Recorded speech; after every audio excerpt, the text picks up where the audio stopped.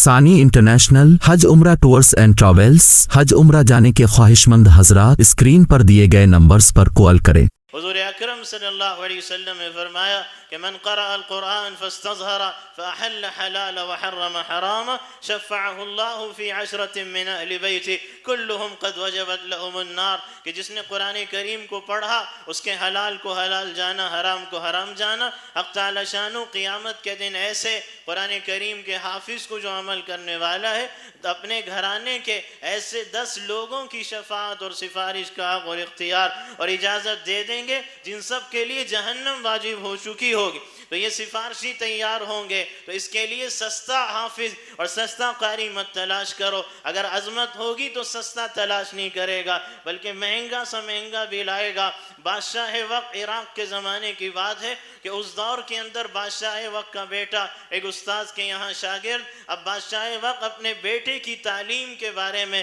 معلوم کرنے کے لیے کہ کیسی تعلیم دی جا رہی ہے معلوم کرنے استاد کے بعد پہنچ گیا۔ اب جب استاد کے پاس پہنچا اب تو بچے سے سنا کہ استاد نے کس طرح پڑھایا، اب پڑھ کے اور سن کے بادشاہ وقت بڑا خوش اور مسرور ہوا، اور مسرور ہو کے اس نے 10,000 اشرفیاں نکالی اور نکال کے اپنے بیٹے کہ جو اس استاد کا شاگرد تھا اپنے بیٹے کے استاد کے حوالے کر دی۔ جب حوالے کی تو استاد نے 10,000 اشرفیوں کی تھیلی لے کے یہ کہا کہ بادشاہ وقت میں نے ایسا کون سا بڑا کام کر دیا اور ایسا کون سا بڑا کارنامہ انجام دے دیا آپ مجھے 10,000 اشرفیاں اٹھا کے دے رہے ہیں؟ تو بادشاہ وقت نے ایک جواب نہیں دیا، خاموش ہوا، اپنے بچے کو وہیں چھوڑا، واپس چلا گیا۔ گھر پہنچ کے اس نے شاہی محل سے یہ پیغام دیا کہ میرے بچے تجھے کل سے دوبارہ پڑھنے کی ضرورت نہیں اور استاد کے پاس جانے کی ضرورت نہیں، اور اس استاد کے پاس یہ پیغام بھیجا کہ کل سے تم میرے بچے کو نہیں پڑھاؤ گے۔ اب یہ استاد بڑا حیران اور یہ بڑا بحران اور یہ بڑا پریشان ہو گیا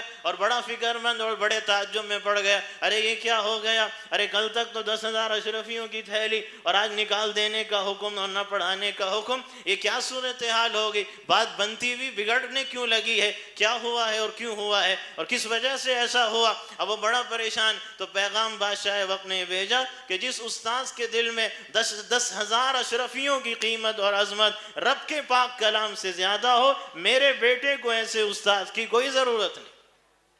اس لیے کہ یہ استاد میرے بیٹے کے دل میں اشرفیوں کی محبت بٹھائے گا، رب کے پاک کلام کی محبت نہیں بٹھائے گا۔ تو عظمت ہوتی ہے تو یہ اہتمام ہوتا ہے، تو قرآن کریم کے سیکھنے سکھانے کا اہتمام ہونا چاہیے، اور اس کے ساتھ ساتھ کہ قرآن کریم کی عظمت کا تیسرا تقاضا ادب اور احترام قرآن ہے کہ قرآن کریم کی طرف پاؤں مت پھیلاؤ، قرآن کریم کو نیچے مت رکھو۔ وہی اس سنہ حضرت مولانا شاہ براء الحق ہردوئی رحمۃ اللہ تعالی علیہ، حضرت ایک جلسے میں گئے، بیان ختم ہوا، سامنے الماری پہ قرآن کریم رکھی تھی، کھلی رکھی ہے، گرد و غبار میں پڑی ہوئی ہے، حضرت نے ہاتھ رکھا تو حضرت کے ہاتھ پہ اور سامنے کے آستین کے حصے پہ کچھ گرد و غبار اور دھول لگ گئی۔ اب مرید دیکھ رہے ہیں کہ قرآن کریم پہ دھول ہے، اب قرآن کریم سے دھول تو کوئی نہیں جھاڑتا، اب مرشد اور پیر جو حضرت ہیں، حضرت کا آستین صاف ہو رہا ہے، کوئی رومال لا رہا، کوئی چادر لا رہا اور اس طرح صاف کر رہا، جھاڑ رہا، تو حضرت فرمانے لگے کس قدر افسوس کی بات ہے، رب کا پاک کلام گرد و غبار میں اور تمہیں کوئی فکر نہیں،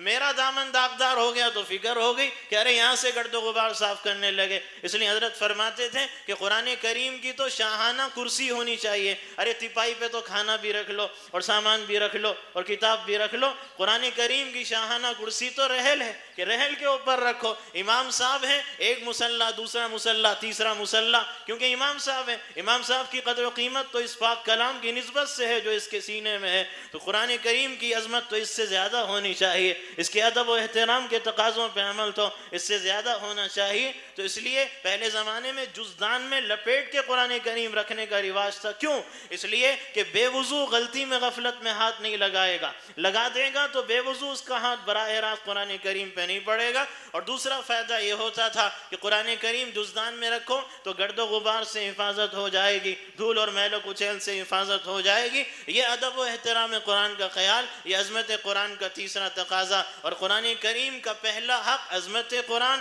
اس کے 3 تقاضے ایمان بالقرآن، تعلیم القرآن، ادب اور احترام قرآن،